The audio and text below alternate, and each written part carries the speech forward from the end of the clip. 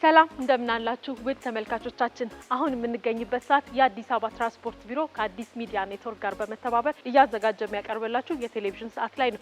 በዚህ ፕሮግራም ላይ እንግዲህ ከዚህ በፊት የተለያዩ ሀሳቦችን በተለይ በመዲናችን ከትራንስፖርት ጋር በተገናኘ የተለያዩ ሀሳቦችን አንስተን የመከርንበት መረጃን ያገኘንበትና ቅኝቶች ያደረግንበት ነው። ዛሬም እንደተለመደው እንግዲህ አዲስ ፕሮግራም ይዘን ተገናኝተናል። በአዲስ አበባ ከተማ አውቶቡስ አገልግሎት ድርጅት ስር ከሚገኙ 5 ቅርንጫፍ በአንዱ ቅርንጫፍ ውስጥ ነው የምንገኘው በቃሊቲ ቅርንጫፍ ነው ማለት ነው። በዚህ ቅርንጫፍ ውስጥ ከከተማ አውቶቡስ አገልግሎት ጋር በተገናኘ ምን አይነት አገልግሎቶች ለአውቶቡሶቻችን ይሰጣል የሚለውን ልንቃኝ ነው ማለት ነው የተገኘ ነው። እስከ ፕሮግራማችን ፍጻሜ አብራችሁን ሁኑ።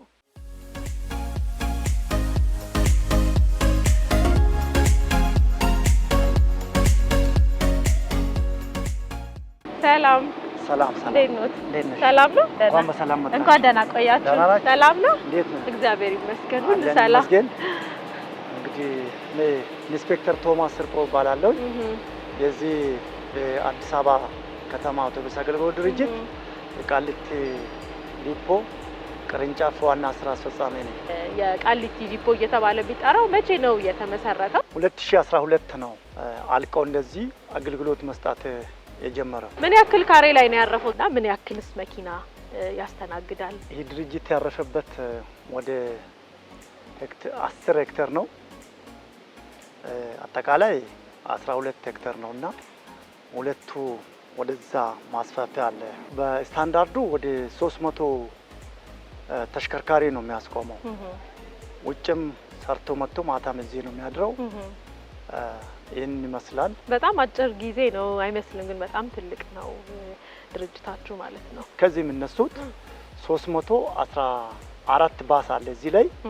ከዚህ ውስጥ 257 አካባቢ አክቲቭ ናቸው እና ኦፕሬሽናል አገልግሎት ይሰጣሉ ማለት ነው። ቃሊቲ ዲፖ ውስጥ ምን አገልግሎቶች ያገኛሉ? የከተማ አውቶቡሶች ሲገቡ ምን አገልግሎት ይሰጣል? 4 እና 5 ደቂቃ ውስጥ መኪናውን አጥቦ የሚያነሳ ማሽን አለ። እጥበት ይሰጣል። እጥበት ደረቅ እጥበት አለ፣ ለዛውም እርጥብ እጥበት ራሱ አለ። መኪናው እንዴት ገብቶ እንደሚያጸዳ ማደያ አለ። ማደያ ማለት ለባሶቹ ማለት ነው። ባሶቻችን ኢቭን የኛ ባሶች ብቻ ሳይሆኑ የመንግስት ተቋም የሆኑት የአቃቂ ቃሊቲ ክፍለ ከተማ በሙሉ ከዚህ ነው የሚጠቀሙት። ይሄንን ሁለተኛ አገልግሎት ነው። ሶስተኛ ደግሞ ቴክኒክ ዘርፍ ራሱን የቻለ ይሄ የሚታየው ጋራጅ ነው።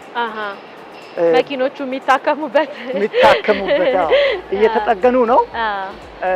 የቦዲ ጥገና አለ። በሙሉ እነዚህ መኪኖች ሙሉ ጥገናው እዚሁ ነው። ሌላ ደግሞ አስተዳደር ህንጻ ነው። የአስተዳደር ህንጻ በርካታ አገልግሎት ነው እዛ ውስጥ የሚሰጠው።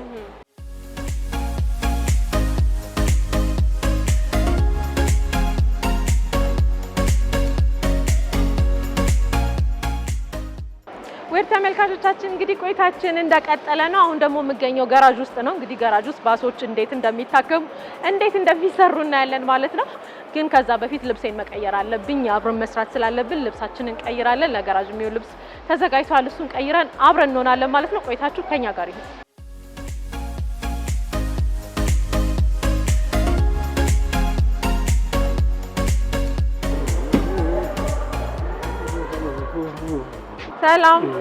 ሰላም እንዴት ነሽ? አለን ይመስገን ሰላም ነው። አላው ማልበል ብርሃኑ ነጋ የስራ ኃላፊነቴ የፕሪቬንቲንግ ሜንቴናንስ አስተባባሪ ነኝ። የቃሊቲ ቅርንጫፍ ጋራጅ ሾፑ በጣም ሰፊ ነው እንደምታዩት። ስለዚህ የተለያዩ ስራዎች ናቸው እዚህ የሚሰሩት እዚህ ሾፕ ውስጥ። ስለዚህ በርከት ያለ የሚሰራው ለምሳሌ ይሄ የቦዲ ክፍል ይባላል። ቦዲ ሾፕ ነው። የቅጥቀጣ ስራ ወይም የቦዲ ስራ ነው እዚህ ጋር የሚሰራው ማለት ነው። አውቶቡሶች ተጋጭተው ሲመጡ የቦዲ ስራ የሚሰራበት ቦታ ነው ያከባቢ። ቦዲ ሾፕ ላይ እንግዲህ በአገልግሎት የሚጋጩ አውቶቡሶች አሉ። ስለዚህ ቀላል፣ መካከለኛና ከባድ ግጭቶች አሉ። ስለዚህ እነዚህ ግጭቶች እዚህ ወርክሾፕ ውስጥ ነው የሚሰሩት። ይሄ ተጋጭቶ የመጣ ነው፣ መስታወቱ ተሰብሯል፣ ቦዲውም የተመታ ነው። ስለዚህ ይሄንን በዚሁ በቅርንጫፍ ባሉ ባለሙያዎች እንደዚህ ፈርሶ ጥገና ይደረግለታል ማለት ነው። ባስ በከባድም በቀላል ተበላሽቶ ሲመጣ ምን ያህል ጊዜ ይቆያል እዚህ? በብልሽቱ ሲሆን የብልሽቱ ሁኔታ ይወስነዋል እንዳልኩሽ። ግጭትም ሲሆን የግጭቱ ሁኔታ ይወስነዋል። ከ2 ቀን እስከ 5 ቀን ይቆያል ግጭት። ለምሳሌ ቀላል ከሆኑ በአንድ ቀንም ተጠግኖ የሚወጡ አሉ። እንደዚህ ከባድ ግጭቶች ግን ያው ማቴሪያሉ ካለሽ እስከ 4 ቀንና እስከ 5 ቀን ነው ቆይቶ ተጠግኖ የሚወጣው።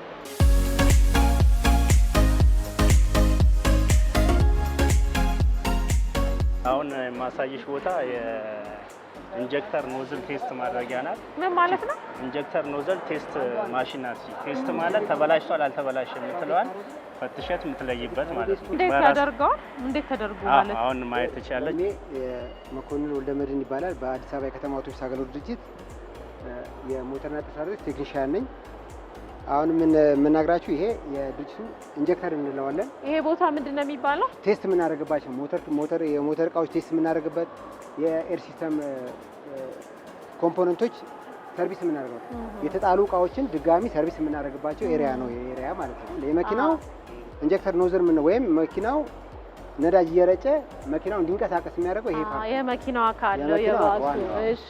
ስለዚህ ይሄ ተበላሸ ማለት ሞተራችን አይነሳም። እሺ። ስለዚህ ድርጅቱ ደግሞ ይሄን ምን ያደርጋል? ይሄን ቴስት ለማድረግ ውጪ የዛሬ 20 ሺህ ብር ይጠይቅ ነበር። ይሰራል አይሰራም ብቻ ለማለት። ስለዚህ እኛ ምንድን ያደረግነው ይሄ ነገር ስለምን እዚሁ እኛ አንሞክረውም በሚል ቀላል በሆኑ ነገሮች ይሄ እንደምታየው ሃይላንድ ነው። ይሄ ስክሪፕቶ የውስጠኛው ቀለም መያዣው ፓርት ነው። ስክሪፕቶ ነው። ስክሪፕቶ ነው። እሺ። ውስጧ ምንም አይነት ወጪ የሌለው ማለት ነው ሃይላንዱ። ከዛ ይሄ የምታየው የጎማ አየር መስጫ ነው። የተበላሸ ነው። ስለዚህ እኛ ምንድን ያደረግነው አየር ሰጠነው በኢንጀክተር በናፍጣ ቴስት እናደርገዋለን ማለት ነው። አሁን እንዲህ አድርገን ንፋስ ነው የምንሰጠው። በዚህ ጋር ብዙም ፕሮሰስ የለውም። አሁን እንደምታየው ናፍጣ ምንም አይነት እንቅስቃሴ የለውም አይደለ? ይህ ማለት ምንድነው? ይሄ ኢንጀክተር መስራት ይችላል። ይሄ ሌላ ነው። አሁን ወዲህ ይሄ ሌላ ነው። ይሄ ኢንጀክተር ፌል አድርጓል ማለት ነው። አሁን ምንድነው የሚደረገው? ከዚህ በፊት አንድ መኪና 6 ነው የሚጠቀመው። ከ6ቱ ይሄ ይበላሻል አንዷ። ስለዚህ ምንድን ነበር የሚደረገው? እንደ ይሄ መፈተሻ ስላልነበረ 6ቱ እናወጣና 6ቱ ይጣላ ሌላ አዲስ 6 ይገባል። 6 ስለዚህ ምንድነው ከኮስት ድርጅቱ ከፍተኛ ኮስት ያወጣ ነበር ማለት ነው። ምክንያቱም 5ቱ መስራት እየቻለ ይህ ነገር ባለመኖሩ አንደኛ ድርጅቱን ውጪ ሰርቪስ ለሚያደርገው ወጪ አድነነዋል። ሁለተኛ ድርጅቱ ሌላ ተጨማሪ ኢንጀክተር እንዳይገዛ የተበላሸውን ብቻ ገዝቶ ፓርት ከአቅም በላይ ካልሆነ በስተቀር የሚጣል ዕቃ የለም።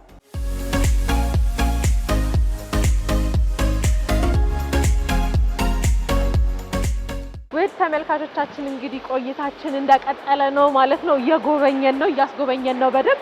አሁን ደግሞ የሚያስጎበኘን ክፍል ወይ ደግሞ የሚያሳየን ምንድነው የምታሳየን? ፔንቲንግ ሜንቴናንስ ወይ መከላከል ጥገና የሚባል የመከላከል ጥገና ልናይ ነው። ሳይበላሹ ነው ቶሎ እዚህ ቤት የሚጠገነው ማለት ነው። የመከላከል ጥገና የምናደርገው እዚች ጋር ናት። መመዝገቢያ ሾፕ አለች። ምንድነው የሚመዘገበው? የሚመዘገበው የአውቶቡሶቹ ሂስትሪ አለ፣ ታሪካቸው አለ። የአውቶቡሶቹ ቦን ቁጥር ዛሬ ፕሮግራም ያላቸው ቦን ቁጥር እዛ ላይ ይጻፋል። ቲሙ መጥቶ ከዛ ነው የሚወስደው።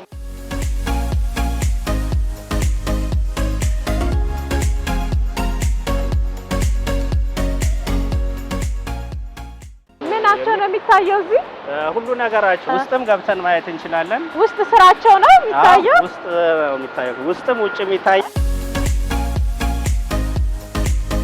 ውስጣዊም ውጫዊም ነው የሚፈተሹ አውቶቡሶቹ። እዚህ ጋር እንደምታየው እነዚህ የእግር ቤሪንጎች አሉ። ስለዚህ በየ15 ቀኑ ይሄንን እንዳየሹ እነዚህ ግሪስ አለ፣ ዘይት አለ፣ ናፍጣ አለ፣ እነሱም ይቀያየራሉ እና በባለሙያዎች ይመረመራሉ። ይሄ ምርመራው ካለቀ በኋላ ደግሞ ኢንስፔክተሮች አሉ፣ የተመረመረ ወይም የተሰራው አካል ትክክል ነው ወይ ብሎ የሚያረጋግጡ። ስለዚህ ያ ባለሙያው ስራውን ሲጨርስ ለኢንስፔክተሩ ኢንፎርም ማድረጋ፣ ኢንስፔክተሮቹ ደግሞ ይህ ስራ ተሰርቷል የሚለውን ክሮስ ቼክ አድርገው መሰራቱ ከተረጋገጠ በኋላ ነው ወጪ የሚደረገው ማለት ነው። አንድ ቀን ሊወጣ ይችላል ተሰርቶ ታይቶ ይወጣል። 1 ሰዓት 45 ደቂቃ 1 ሰዓት ብዙ ችግር ካለ ፍተሻ ከሆነ 30 ደቂቃና 20 ደቂቃ ናቸው።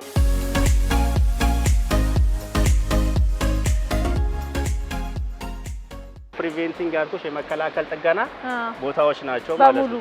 ስንት መኪና ያቆማሉ ማለት ነው? አሁን ባንዴ ፕሪቬንቲንግ ላይ ስንት ይገባል? 5 ነው እዚህ ጋር የሚገባው። 5 መኪና 5 አውቶቡስ ባንዴ ይመረመራል።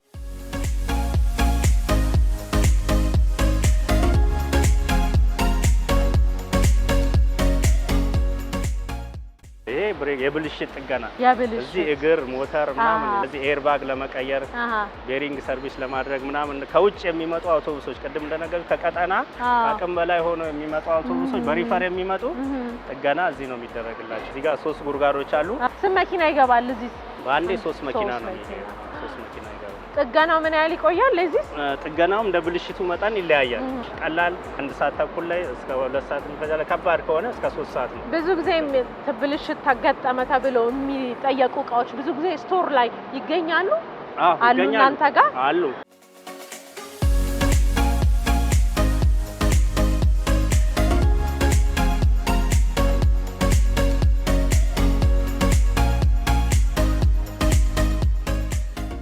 የብሬክ ዳውን ጥገና ክፍል ነው።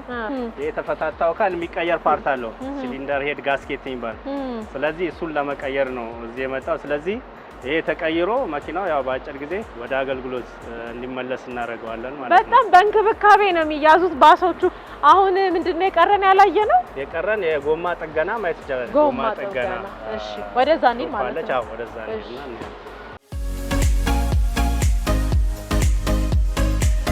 የጎማ ጥገና ክፍል ያው ብዙ ስራዎች ናቸው እየተሰሩ ያሉ። ጎማ መልሶ ጥገና አለ ማለት እነዚህ የተነፈሱ ጎማዎችን በእነዚህ ባለሙያዎች ይጠገናሉ ማለት ነው። የተቀደዱ ጎማዎች በአገልግሎት የተቀደዱ ጎማዎች በባለሙያ አሉ። እነዚህ ማስቲሽ ምናምን የሚባሉ ፓርቶች አሉ። በእነሱ አማካኝነት ይጠገንና ተመልሶ ወደ አገልግሎት ይገባል ነው። ስለዚህ ጥርሱ ደህና ሆኖ የተወጋ ጎማ ዝም ብሎ አይጣልም ማለት ነው። ተጠግኖ ወደ ስራ ይመለሳል። እንደገና አዳዲስ ጎማዎችም እዚህ ማሽን አለ። እዚህ ማሽን ላይ ቸርኪው ተፈልቅቆ እየወጣ ይገባለታል ማለት ነው። በአዲስ ማሽኑ ይይዝና ይፈለቅቀዋል ጎማው። አንቺ ነው በባለሙያ ነው ኦፕሬት የሚደረገው። ያኛው ይገፋል፣ ይሄኛው ይቀየርለታል ማለት ነው። ወደዛኛው ወደ ቸርኬ ጎማ አለ። ይሄ የሚቀየረው ምንድነው? ጎማው ከአገልግሎት ውጭ ሲሆን ማለት ነው። የሚታደሰው እንዳልኩት ጥርሱ ደህና ሆኖ እንደዚህ የሚታደስ ነው። አዲስ አይደለም። አዎ ታድሶ ይሄኛው ውስጡ ተቀዶ ነበረ። አዎ ፕላግ ይደረግና ይለጠፍና ወደ ስራ ይመለሳል ማለት እንጂ ይሄን አዲስ ጎማ መቼም ከኮስት አንፃር አጥዩም። ስለዚህ እንደዚህ የሚቀየሩት ማሽን ላይ የሚቀየሩት ጎማዎች ቸርኬ ለማስገባት ነው። አዳዲስ ጎማዎች ናቸው። አዳዲስ ጎማ ያለ ቸርኬ ነው የሚመጣው። እነዚህ ናቸው ቸርኬ ውስጥ ገብተው የሚቀየሩት እንጂ እንደዚህ የሚወጉት በባለሙያዎች አማካኝነት ተጠግነው ወደ አገልግሎት ይመለሳሉ ማለት ነው። አንድ መኪና እንደው ቸገረኝ ብሎ ቢመጣ በምን ያህል ጊዜ ጎማ ቀይራችሁ ታውቃላችሁ? 30 ደቂቃ የሚፈጅ ነው። ጎማ ሁኔታ ይወስነዋል። ሲቀየር ጎማው ተበልቶ ነው ምን ሆኖ ነው የሚለውን የጎማ ሁኔታ ይወስነዋል።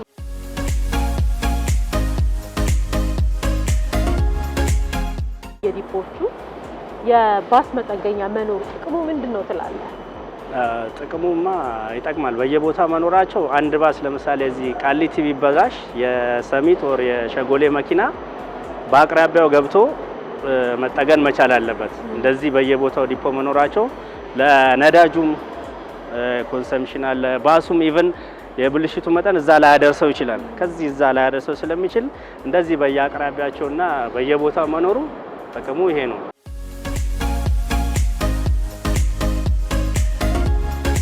የተረዳሁት ነገር ብዙ ነገር ማትጥሉት ነገር መልሳችሁ ወደ ስራ የምታስገቡት ነገር ይበዛል አለ። ትክክል ነው። አሁን እዛ ጋርም ካወራን አሁንም ካወራው አንፃር ትንሽ ነገር ተበላሸ ተብሎ እዚህ ቃሊቲ አይጣልም። ከገዚህ ጋራጅ ጋር በተገናኘ እንግዲህ በተለይ ከተማ ባሶች እንደዚህ እንክብካቤ ራሱ እየተደረገላቸው መሰራታቸውን የሚያውቅ ጥቂት ሰው ብዙ ስራዎች እየተሰሩ ነው። በጣም ጥሩ ነገርን አይቻለሁ። ብዙ ነገሮች ናቸው አውቶቡሶች ላይ የሚሰሩ ስራ እንጂ ዝም ብሎ አውቶቡስ አይወጣም። ለህዝብ አገልግሎት ነው የሚቀርበው። ብዙ ህዝብ ነው የሚያመላልሰው አገልግሎት የሚሰጠው። ስለዚህ ይሄን አገልግሎት የሚሰጥ ባስ መንከባከብና መጠገን ማዘጋጀት አለብሽ ማለት ነው።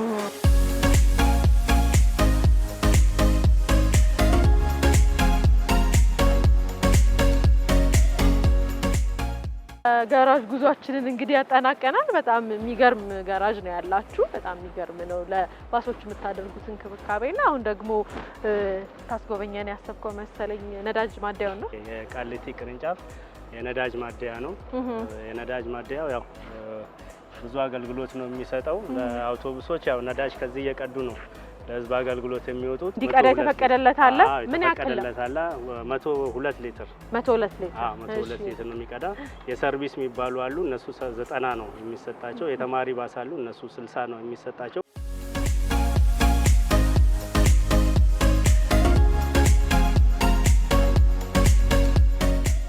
ተማሪዎች ባስ ስለሆነ 60 ብቻ በቀን መቅዳት የሚችለው።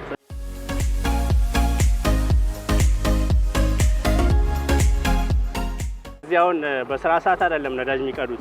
እነዚህ የምታያቸው እነዚህ አዳሪ የሚባሉ አሉ ክልል የሚያድሩ አውቶቡሶች እንደዚህ ኮዬ፣ ቱሉ ዲምቱ፣ ሌሎችም እንደዚህ ደብረ ዘይት፣ ቢሾፍቱ ምናምን የሚያድሩ አውቶቡሶች ናቸው በዚህ ሰዓት የሚቀዱት እንጂ ጠዋት የሚወጡ አውቶቡሶች ማታ ነው ነዳጅ የሚቀዱት። ይሄ የተፈቀደላቸውን ሊትር እየቀዱ ይቆማሉ ማለት ነው። ስለዚህ ጠዋት ነዳጅ ምናምን አይሉም ማለት ነው። እየወጡ ወደ ስራ ነው። በአንዴ ስንት ባስ ቆመው ይቀዳል? በአንዴ መቅዳት የሚችለው 5 ባስ መቅዳት ይችላል። ትንሽ ተሽከርካሪዎች ከሆኑ እስከ 8 ይቀዳሉ ማለት ነው። ይወጣሉ ማለት ነው።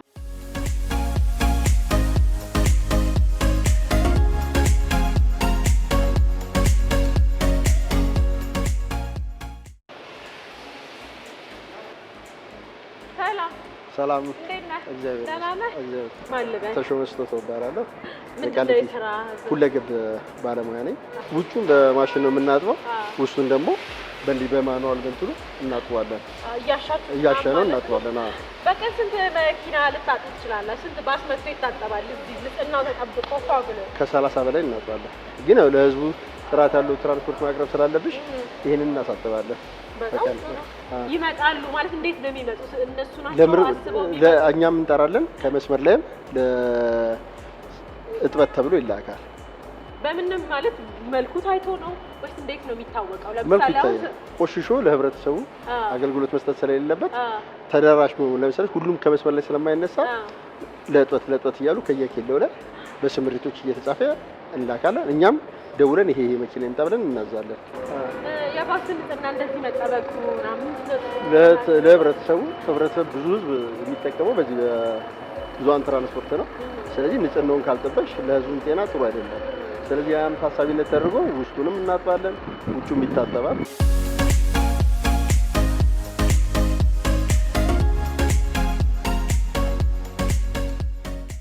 ተመልካቾቻችን እንግዲህ ቅድም በአንዳንድ ነገሮች የቆሸሸ ባስ ብንረከብም በጣም አጽድተነው ጨርሰናል ማለት ነው። የማይመከሩ ነገሮች እዚህ ውስጥ ተጥለው አይተናል። የሚገርመው ነገር ደግሞ ቆሻሻ መጣያ እንኳን ተቀምጦ እሱን ማንጠቀምበት ልምድ አለ። ፕሮግራማችን አላበቃም፣ ይቀጥላል። አሁንም ቆይታችሁ ከኛ ጋር ይሁን።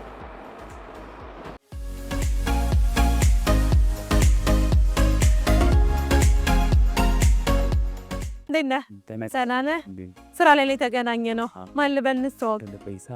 ተሽከርካሪው በተማጸዳት አስተባባሪ ነው። አሁን የተገናኘ ነው እንግዲህ ቅድም ውስጥ ሲጸዳ አይተናልና እዚህ ጋር ምንድነው የሚሰጠው አገልግሎት? ያው የውስጥ የቦዲ ትበት ነው ያለው። ቦዲ ላይ በዛ በኩል ቢያስገባን ቦዲ እስከነጣራው ሁሉ እንታጠባል። ውጪ ነው። ቀን ስንት ይሄ ሲሰራ ስንት መኪና ያጥባል? ከዛም በላይ ያጥባል። ውሃው ካለ ከ40 60 የምታጠቡ ያጥባል። ስንት ደቂቃ ይወስዳል?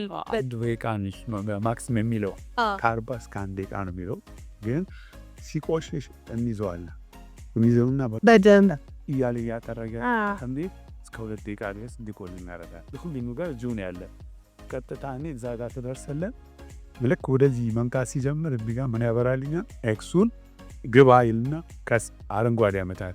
ልክ መግባት ሲጀምር እዛ ጋር ሴንሰር አለ። ልክ የፊት ጎማው በሚደርስበት ጊዜ ምን ያደርጋል? ግባ ብሎኛል። እየገባው እያለ ምን ይጀምራል? ልክ ሲሰብስመት ይሄን ይጀምራል። ልክ ሲመጣ ፈጠን ብዬ ይሄንን አልፈዋለሁ። የለፊት ማጠብ አይችልም።